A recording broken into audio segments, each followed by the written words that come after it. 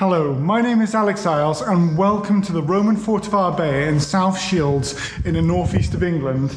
And in this episode we're going to talk about who was Septimius Severus.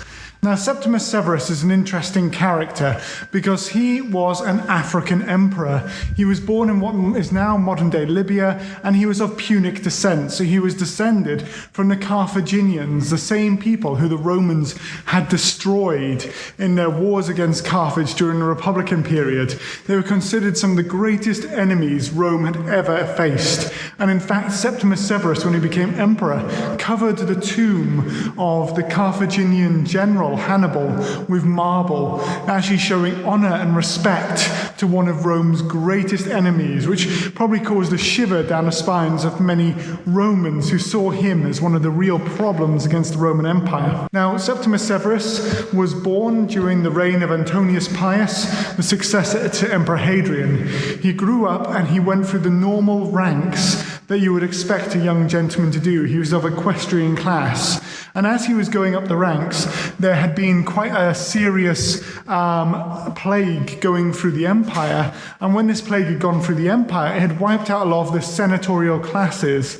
So because of that, he got promoted to senatorial rank, and he was made a governor of Pannonia Superior, which is today Slovakia, Slovenia, Austria, and Hungary. Parts of those countries are inside that province.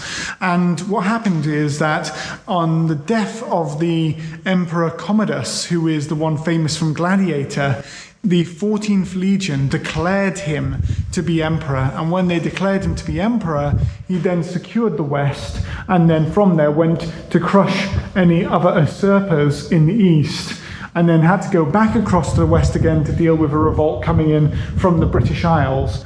And so because of that, he became the one emperor of the Roman Empire. It was during his reign, though, that one of the most brutal events in the British Isles occurred, and this was his invasion of what the Romans called Caledonia, or what we today would call Northern England and Scotland. When he invaded up there, as I sort of have mentioned in other videos I've done, the tribes north of the wall, at least on the east coasts, the Vortidini, seemed to have been Roman friends and supplied the Romans with food. But they moved up through those territories and went into Scotland. And when they went into Scotland, that's when they really fought against the tribes up there. He did a campaign from AD 208 to 210. And when he was doing this campaign, in the first 2 years, he managed to bring the tribes of Scotland to peace. And he confiscated southern Scotland today. So when he confiscated the land of southern Scotland, that was brought into the Roman Empire, and he reoccupied the Antonine Wall. When this was done, though, the next year, so probably late 209, the Caledonians made an alliance with the Mannae, which was another tribe up in Scotland, and when they made this alliance with them, they suddenly broke their agreement with the Romans, probably because it was far too harsh. And then at that point, Septimius Severus lost his temper. And when he lost his temper, he made a decree to his son Caracalla and basically said, I want you to kill everyone up there. I don't care who it is, even down to pregnant women. No matter who the children are, I want everyone dead. That's a paraphrase of the actual quote. And so his son Caracalla then went up into Scotland and started doing what is today would be considered genocide. They went from location to location to location, committing brutal genocide against the natives. And when they did these brutal genocides against the natives, eventually they had to pull out because of the fact that Septimius Severus had fallen ill. And he had pulled down to Eboracum, which is what we today call modern-day York.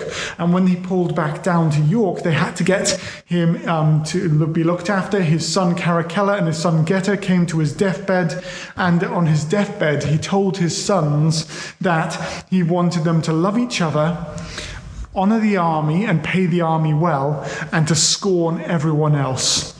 And at that point, he passed away, and Caracalla was no longer interested in persecuting the Caledonians and the people north of Hadrian's Wall, but instead pulled all of his troops back and just said, right, we're going to stay on Hadrian's Wall, and was more focused on securing power within the empire.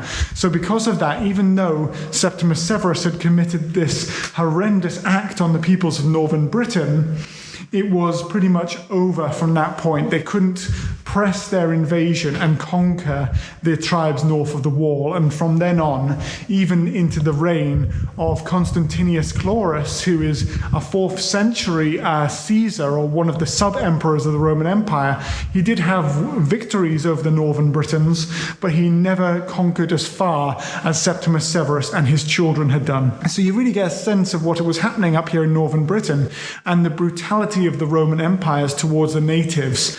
And there's actually a Roman writer, Cassio, and he actually writes about Septimius Severus's campaign.